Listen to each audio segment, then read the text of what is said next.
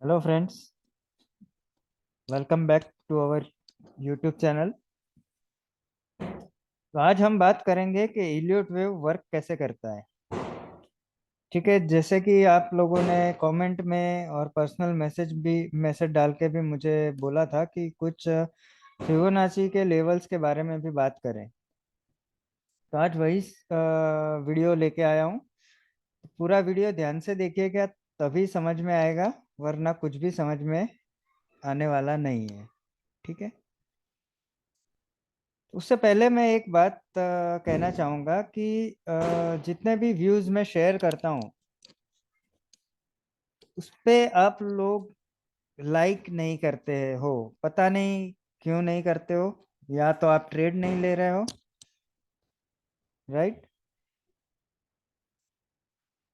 तो देखिए, हमारे पास यहाँ पे फॉलोअर्स में 5723 फॉलोअर्स है अभी। ठीक है। और जिस पे हमें लाइक कितना आता है, वन। मैं अपनी प्रोफाइल पे ही चलूंगा। एक लाइक। गोल्ड में 4 लाइक है। यहाँ पे 2 लाइक। यहाँ पे 1 लाइक। ये सिर्फ एक लोग क्या कर सकते हैं, मतलब प्रॉफिट कैसे दिखाते उसका था, तो उस पे 6 लाइक। ठीक है, यहाँ पे 2 लाइक। जबकि मैक्सिमम कॉल्स मैं आप लोगों को प्रोवाइड करता हूँ, और वो भी बहुत ही छोटे से एसएल से लेके बड़े बड़े टारगेट के लिए हम लोग प्लान करके आप लोगों को शेयर करते हैं। फिर भी लाइक आपके नहीं आते। तो उससे बेनिफिट या लॉस की बात करें, तो देखिए, बेनिफिट तो आपको भी कुछ नहीं है और लॉस मुझे भी कुछ नहीं है, क्योंकि मेरा ट्रेड है तो वो तो मैं ले ही रहा हूँ। पर लॉस अगर है तो आप ये भी समझ सकते हो कि कुछ कुछ ट्रेड्स में शेयर नहीं करता हूँ आप लोगों के साथ, राइट। उसके सिर्फ बिफोर आफ्टर ही आते हैं, राइट। जैसे कि यहाँ पे ये मेरा स्टूडेंट ग्रुप है, तो जिसमें मैंने ये क्रूड ऑयल बॉटम से बाय दिया था। ये क्रूड ऑयल आज टॉप से शॉर्ट दिया था। तो ऐसे कई सारे व्यूज होते हैं मेरे पास, जो मैं यहाँ पे नहीं शेयर करता। रीजन कि जहाँ पे कुछ वैल्यू ही ना हो वहाँ पे ज़्यादा पोस्टिंग करके फायदा क्या है, राइट।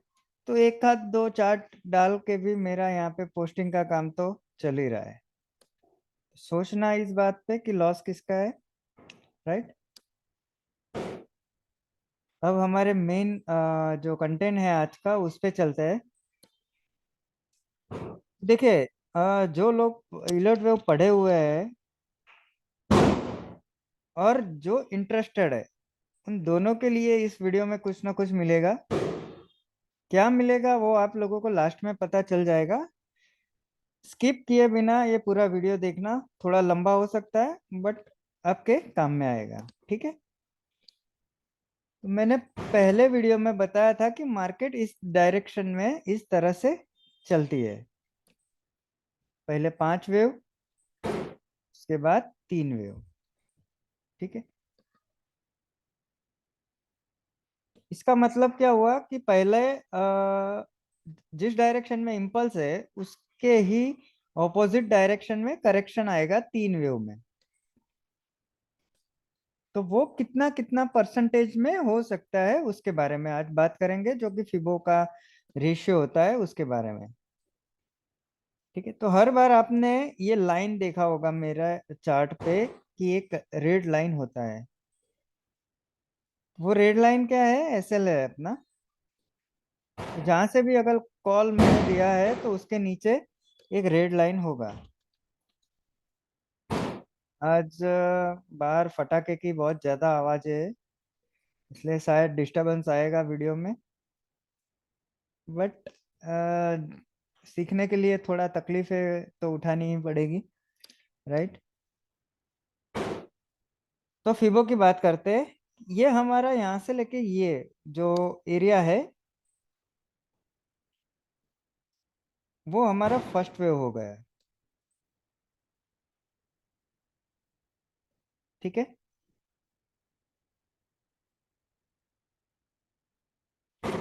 उसके बाद ये जो है यहाँ से लेके यहाँ तक ये हमारा सेकंड वेव है।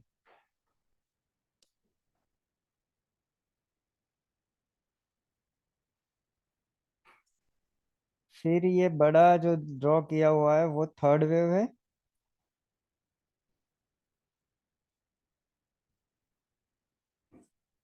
उसके बाद fourth wave and then fifth. तो इस तरह से एक इम्पल्सिव मूव खत्म होता है।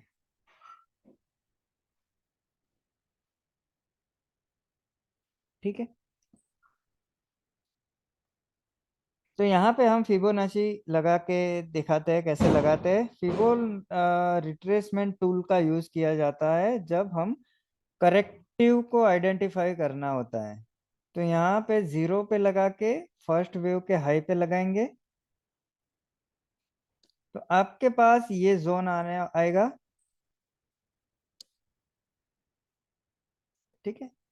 0.618 से लेके 50%। तो ये जो जोन है आपका सेकेंड वेव का बाइंग जोन बन गया। आप वहां पे बाय कर सकते हो। ये रेड लाइन जो है जो जीरो है हमारा वो हमारा एसएल रहेगा। ठीक है। उसके बाद टारगेट के लिए trend based extension tool use किया जाता है जिसे हमें जीरो पे लगा के वन के हाई पे लगा के टू के बॉटम पे रखना है। तो ये थर्ड वेव का टारगेट आएगा जो कि मिनिमम होता है 1.618%। और थर्ड वेव 1.618 जो है वो मिनिमम टारगेट है। वो 2.618 भी हो सकता है, 3.618 भी हो सकता है, 4.618 भी हो सकता है। ठीक है। यहाँ पे है। तो ये अभी मैं मिनिमम टारगेट की ही बात करूंगा तो 1.618 टारगेट लगा सकते हो आप। उसके बाद फोर्थ वेव जब प्राइस गिर रही है फोर्थ वेव का मेजर करने के लिए सेकेंड वेव पे हमें जीरो और थर्ड वेव का हाई यहाँ पे लगाना है। रिट्रेसमेंट टूल याद रखना है। रिट्रेसमेंट फिब रिट्रेसमेंट जो है वो लगाना है। उसका जोन ये है 38 to 50%। फिर बात करते हैं फिफ्थ वेव के लिए। तो फिफ्थ वेव में ट्रेंड बेस्ड एक्सटेंशन यूज करना है जो कि टू से लेके थर्ड के हाई और फोर्थ का बॉटम। और उसके जो लेवल है वो मिनिमम 0.618 और 100% मैक्सिमम उसका टारगेट होता है। मतलब 100% फिफ्थ वेव ये 100% से ऊपर नहीं जा सकती। अगर उसके ऊपर है तो आपका काउंटिंग रॉन्ग है। ठीक है। तो इस तरह से हम फिबो का यूज कर सकते हैं इम्पल्स वेव के लिए। ठीक है। तो यहाँ पे 5 वेव खत्म हो गए तो वो बन जाएगा हमारा वेव वन। राइट। इसको हम छोटा कर लेते हैं।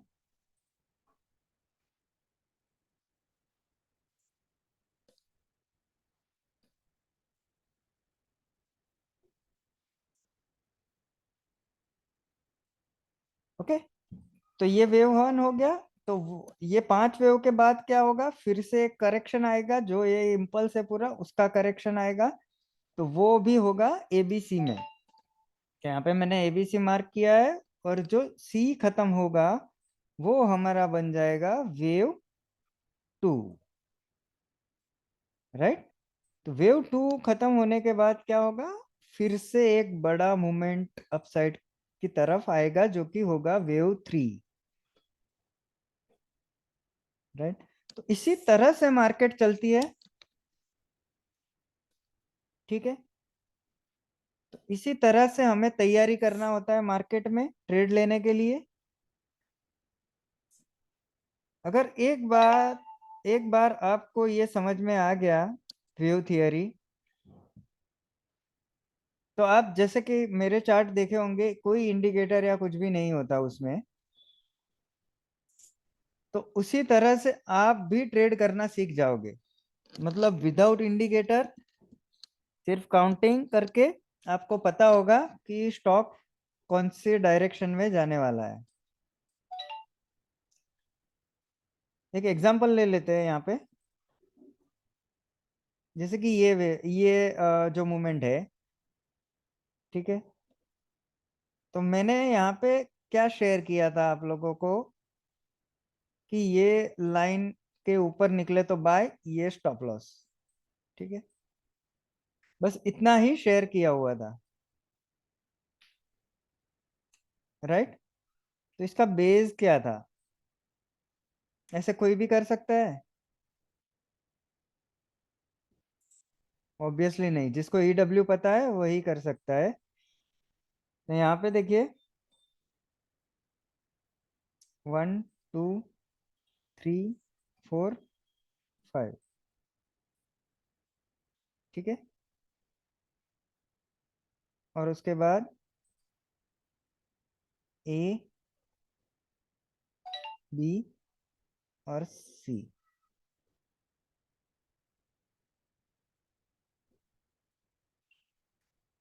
ठीक है।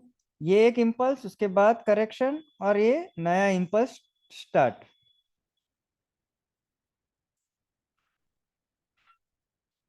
कुछ भी नया नहीं था उसमें, एकदम इजी मनी वाला ट्रेड। सेम मैंने जो भी क्रूड के सेटअप्स आप लोगों को दिए हैं, गोल्ड के दिए हैं, या और कोई भी, तो वो सभी यही बेस है इसका, काउंटिंग, ठीक है। अभी इसमें एक बात मैं बताना चाहूंगा कि जो सीखे हुए हैं ऑलरेडी, तो उसको भी ये बात काम में आ सकती है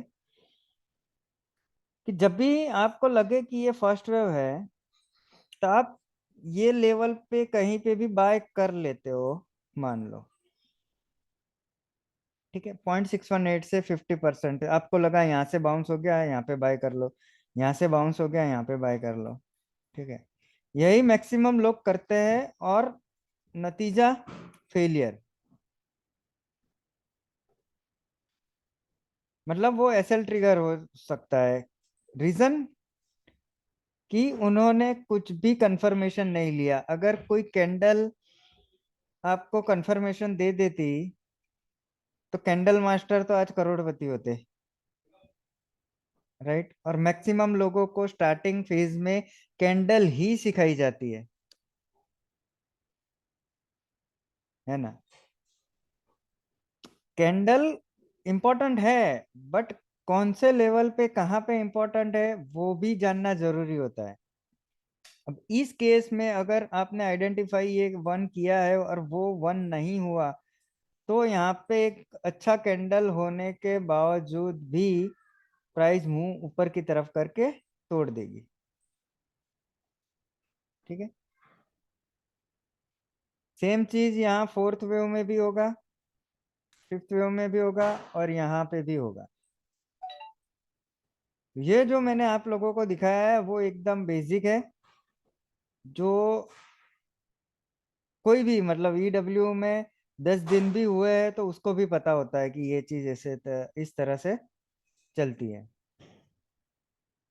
बट जैसे मेरे मैक्सिमम ट्रेड्स प्रॉफिटेबल ही होते हैं, तो उसके कुछ रहस्य है, ठीक है, वो आपको जानने चाहिए। और वो पता कैसे चलेंगे? मैक्सिमम टाइम आप चार्ट को दोगे, चार्ट को समझने में लगाओगे, तब जाके आपको ये सारी बातें समझ में आएगी, ठीक है।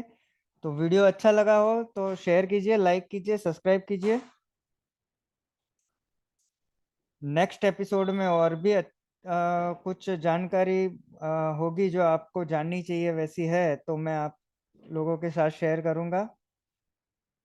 ठीक है, thank you so much for watching our video. Bye, take care.